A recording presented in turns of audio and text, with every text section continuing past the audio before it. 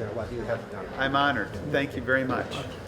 And next, Mr. Yeah, Wang. Sonny Wang. Hello. Hi. Nice Hi. to see you. Very nice to meet you. Yeah, thank you It's very much. a great pleasure to see you here in the Korean American community. Thank you. And we love the way you approach the our community. Oh, With, I'm honored. Yeah. Thank you. Thank you very much. For you from Korean American Oh, nice to see you. Association of Queens. Oh, okay. Where's the Very president good. in Very good. that- Thank you. The field. Thank you very much. Thank you. I hope you're gonna do a very nice job for us. Thank you. Hi, Peter Great Roscoe. honor to meet you. My Thank name you. is Esther Lee. Esther, nice to meet It's you. my organization, board chair. Oh, Grassroots. very good. That's Okay, very thank good. you. Okay, Madam thank you for Chairman. coming. Yeah, Yes. enjoy today. Thank you. Thanks so much. Yeah. Guys, How are you? don't Hi, find- Peter Roscoe. Welcome to New York. Thank you very much. Please It's great to be here. From my one. I understand. Okay. As a friend of Thomas. Okay, very good, very good. I understand. Hello, how are you? Hi, good to see you today. Thank you. Oh, thank you.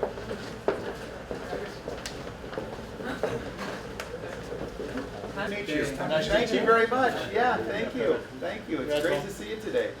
Thank We invited Congressman Ruscom to New York Korean American community, and thank you for coming. And then I would like to please welcome Congressman Peter Ruscom.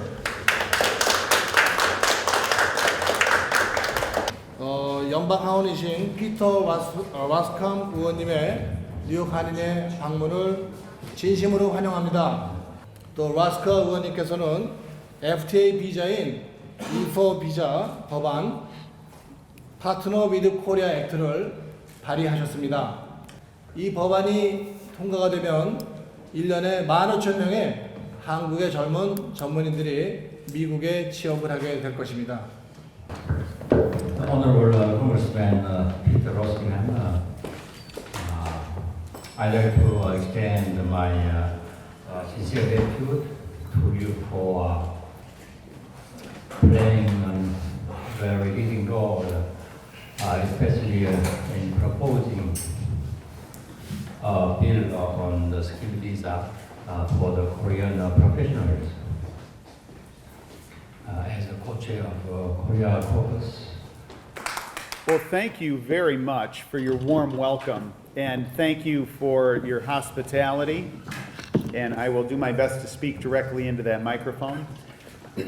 You know, we're all products of our environment. We're all products of our upbringing. And in my case, my father, as you've come to learn, went to Korea. He was called to the Korean Peninsula as a young man, as a young army officer. And he went and he served. And that experience had a big impression on him. He came back, as was mentioned, he was there in the summer of 52 to the summer of 53 when things were, from a geographical point of view, around the 38th parallel, largely was the fighting. And as my dad has described to my brothers and sisters and I, the Korea that he left was one where in the city of Seoul, he doesn't remember seeing any two-story buildings. It was such a rubble of wartime destruction. And I think the world can learn from Korea. What can the world learn from Korea? The world can learn that a nation that the world rescued has decided to use that activity that the world came in on and has an overwhelming sense of gratitude. When I was in Korea, the sense of stewardship, that is, being entrusted with something that came at great sacrifice, was so evident in my interactions with Koreans on the Korean Peninsula and Korean Americans here in the United States.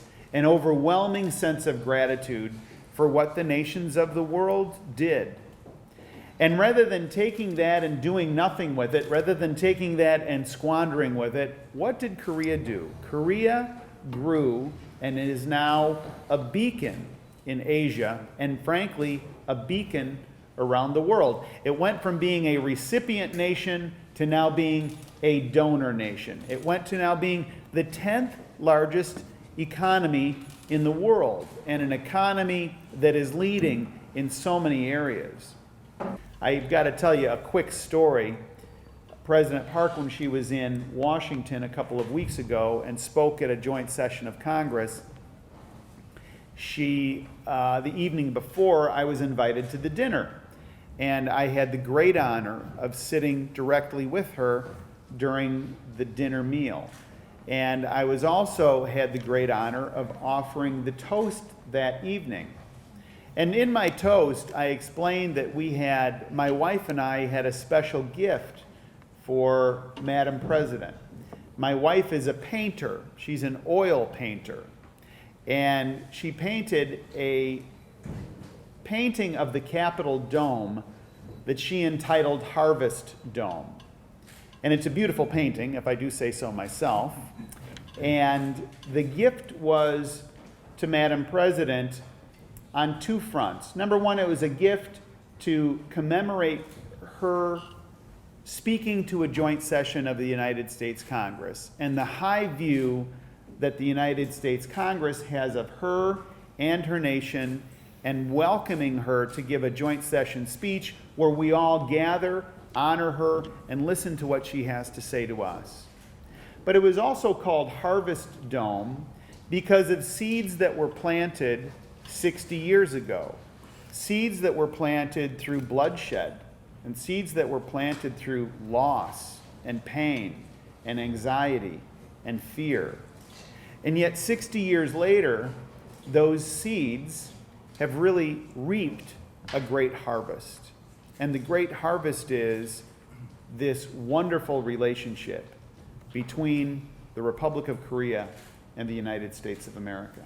So toward that end, I hope to be able to play a part as an advocate for the continuation of that relationship, but not strictly based on the status quo, a deepening of that relationship because of these shared values, these shared opportunities, and shared concerns that we have about threats around the world. Our two nations have an incredibly important role to play together on the world stage, and particularly as the focus of the world is on Asia more and more and more.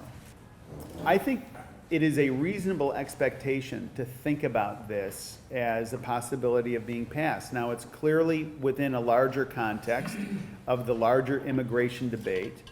I am an incrementalist at heart.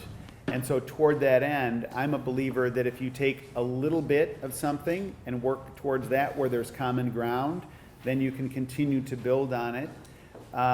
There's a great deal of momentum following the FTA. You can look at this in the context of full implementation of the FTA. And there's a great deal of economic success on both sides of the Pacific around this, and it can be viewed in that context. What can you do?